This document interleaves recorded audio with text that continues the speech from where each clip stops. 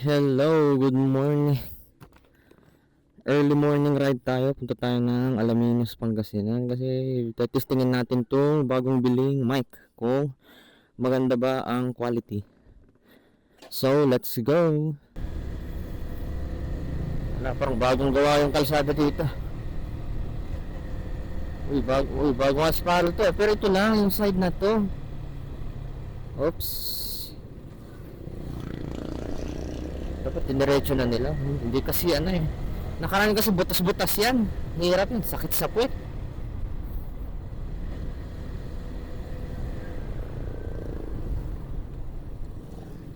Oops.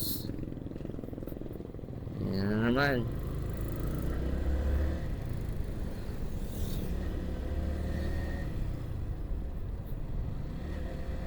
To Aguilar.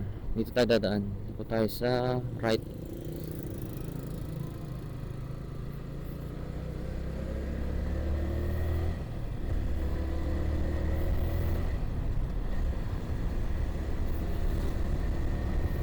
Tayo sa Barangay Baldog.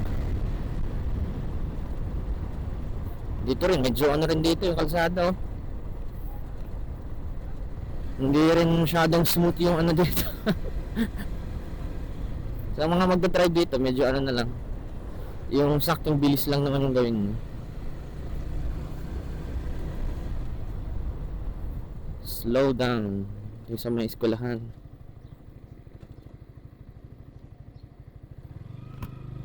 Mas gusto kong dumadaan dito kapag pupunta ako ng western side. Kasi dito, hindi gaano kadamihan yung kalsada ni kunwari dumaan ka ng magpa-Lingayen, tapos doon marami pang syempre sa Lingayen may mga part na zigzag doon sa kalsada nila. Ito na naman dito ako muna tayo sa gilid. Oops, tayo. Nag-iingat din ako pag dumadaan ako dito doon 55, dito 56 mas mahal dito. Okay, lusot tayo.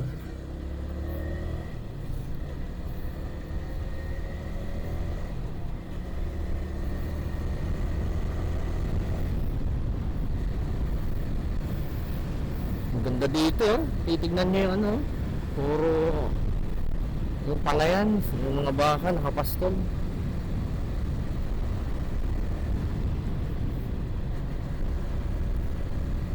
Minsan pag umaga gusto ko nagbe-bike dito, dito banda. Maganda kasing tanawin dito.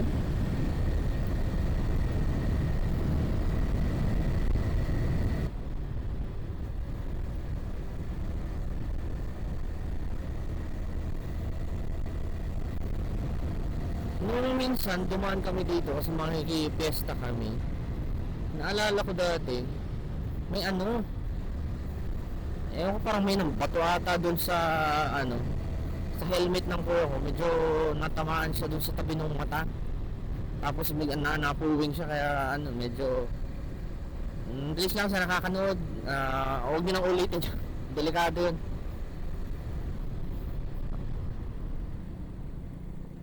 Yung agang na malengke.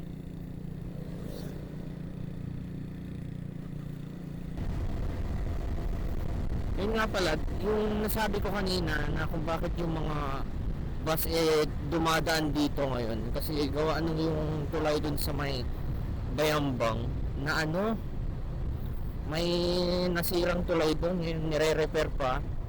Hindi pa alam kung kailan matatapos. So bali dito muna nagdadaanan yung bus, kaya dun sa may harap ng bahay namin. Ever since nung umuwi ako, napansin ko na doon na sila dumadaan. Kasi usually hindi ganun yung ruta dito. Yan yung mga yan, no? Yan. 5 star, biyaheng Pasay. Yan. Siguro itong mga to galing ng itong mga to. Galing ng Bulinaw yung mga yan. Ng Alaminos. Ngayon malalaman natin kung saan dumadaan yung mga yan.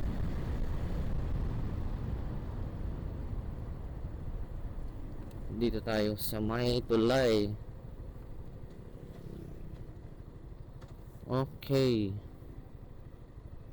Uy, meron pala. May sakto gas pala dito. Hindi ko lang nakita. Laking aso.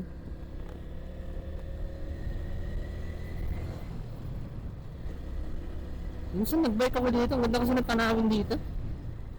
Ay, ito pa yung bagong gawang ano. Check na natin yan mamaya. Nandito sila, nagsasightseeing, kumakain ng taho. Alam ko may nagja-jogging dito eh. Ayan. Ito na yung river.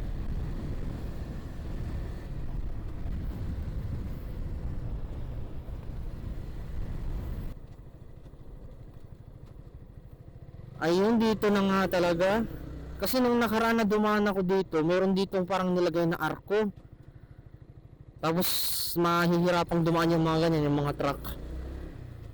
Dito yung banda eh. Ngayon, inopen na nila ulit. Goods naman kasi nakakadaan yung bus. Eh, wala namang choice kasi syempre nga, nasira yung tulay dun sa may bayan ba. Wala naman tayo magagawa.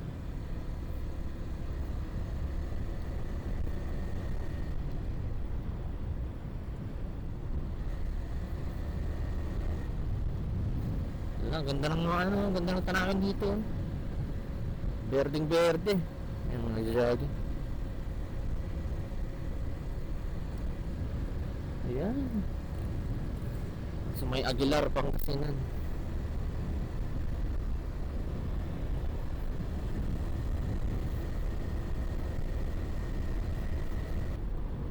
Okay, dito muna tayo sa tabi. Open ko lang yung Google Maps para hindi tayo mawala.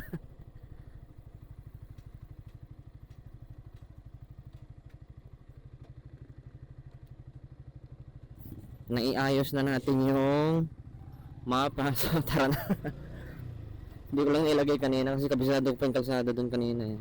Pero banda dito sa may dulo na itong kalsada ko. Medyo hindi ko pa kabisado eh.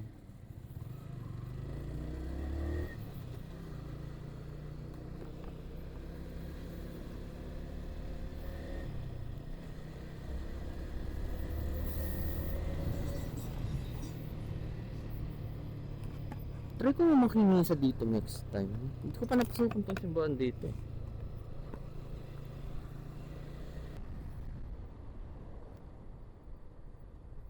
Okay, liliko tayo dito ngayon sa left. Dito kasi yung papunta na ng Labrador.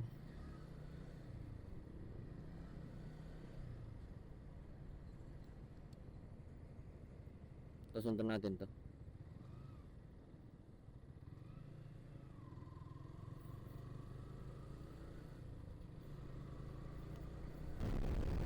Buti maaga tayo nagmotor kasi mamaya pa tayo nagmotor eh sigurado mainit na. Sigurado tagad-takil pawis natin yung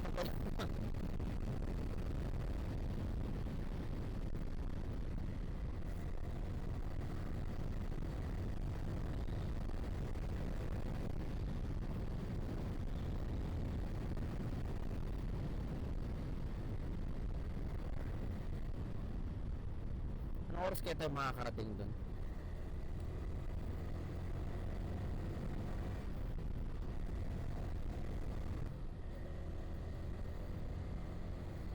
Ito ba yun? O, parang ito nga yun nung nakaraan. Ito yung tulay na sinasabi ko na nag-cause ng sobrang habang traffic nung ano nakaraan. Gawa nang ginawa nilang one way yan. Ngayon inaayos na nila. Ay, pwede.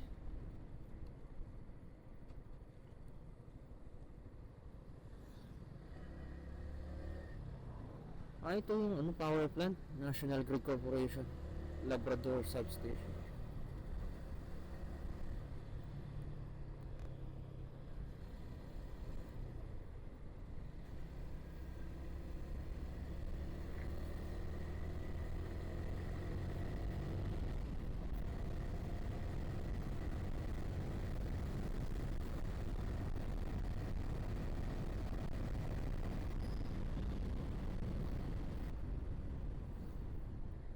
Ayaw nga pala dito, liliko tayo dito sa my right. Oh, yan tama. Oh, ang ganda na ito, ang ganda building to.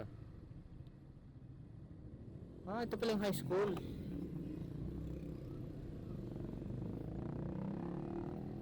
No entry this way. High school pala to.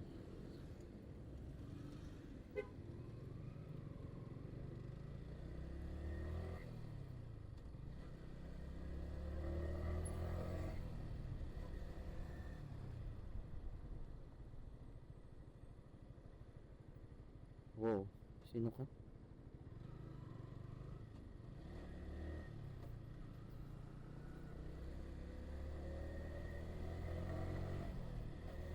Sino to? Ah, parang kilala ko yan ah.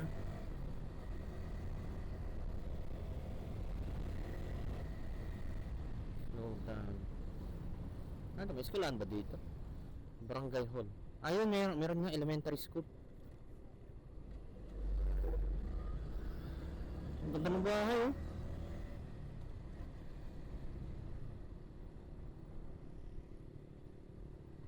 Victory Liner. Biyahin ko ba?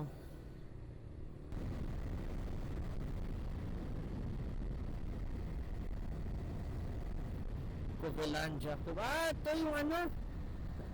Dito meron kaming gathering dito dati sa Covelandia. Ang ganda naman dyan eh. Kung gusto nyo pumunta dyan, maganda yung marirecommend ko siya sa inyo na makapunta kayo dyan ngayon. Maganda yung resort na yan.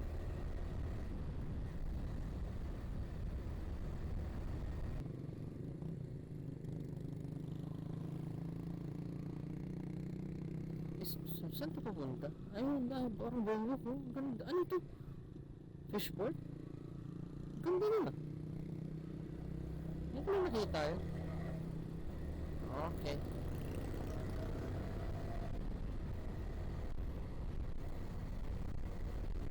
Ano meron dito? Bakit hinuhukay sila na ano? Baka may papatayo ng bahay. Ayun, ano lang. Hirap dito oh. Dito banda. Butas-butas na yung kalsada. Nangyari dito? Ba't ganito yung kalsada dito? Okay, tapos na yung picture. Tumigil lang saglit para mag-picture. Go na naman.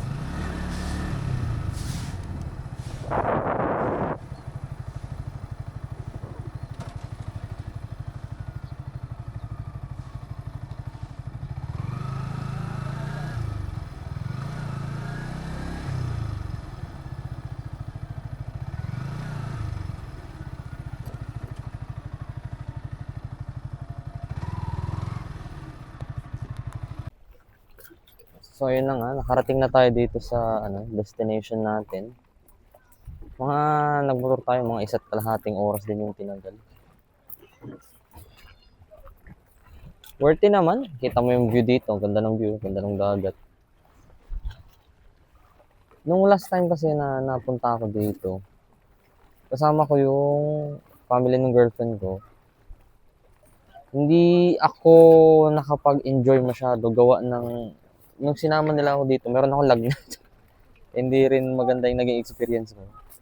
Sana nga next time, Nung pagpupunta ako dito, sana nga maganda-ganda yung ano, condition ko.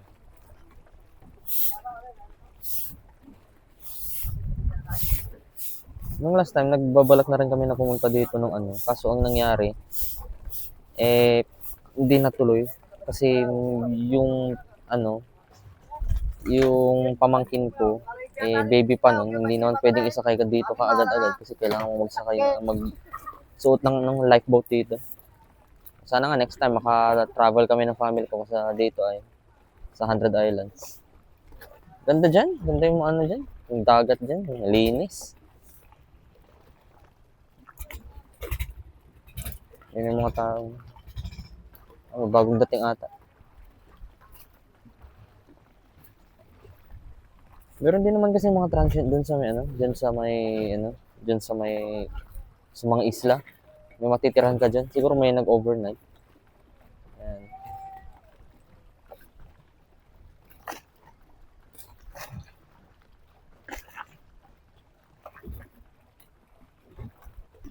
Ganda ng tanawin dito pag umaga.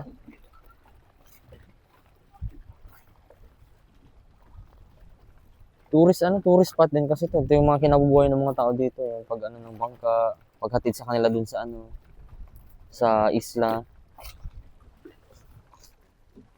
Tourist attraction. For sure, ngayon kukunti yung tao, pero pagdating ng ano, ng holiday season, walang masyadong pasok sa trabaho yung mga tao. Sigurado, ang dagsahan yung mga tao dito.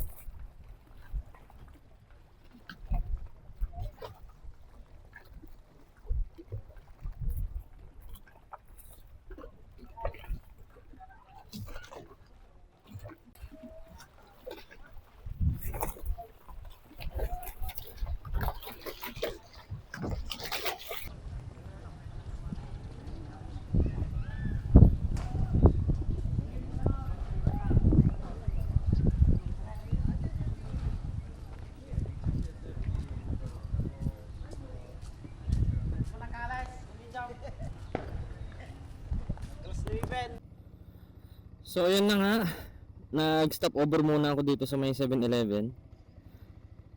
Tapos after neto, larga na tayo. Tara.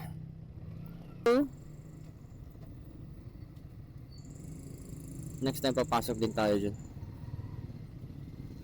Paano ba yung daan dito? Ayan. Saan ba yung exit? Dito ba yun?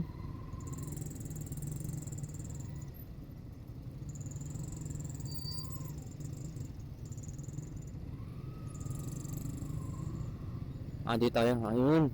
Dito sila lumiliko.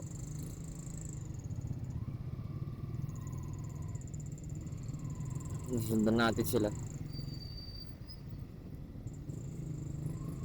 Ayun. Ganda na simbahan.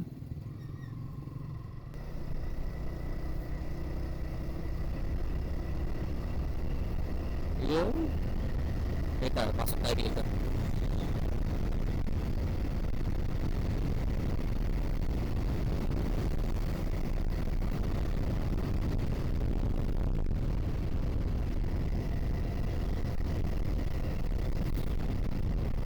Ay, kailangan mo ano.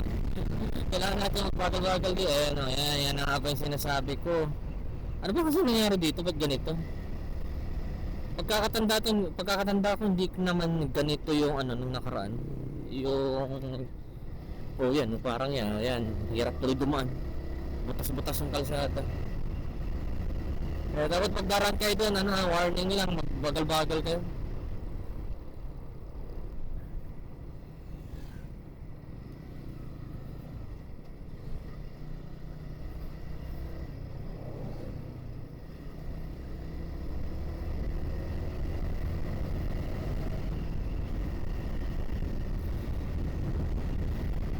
Okay, sa mga sumubaybay sa atin sa ating biyahe, maraming salamat at next time ulit sa susunod na naman na biyahe. Thank you!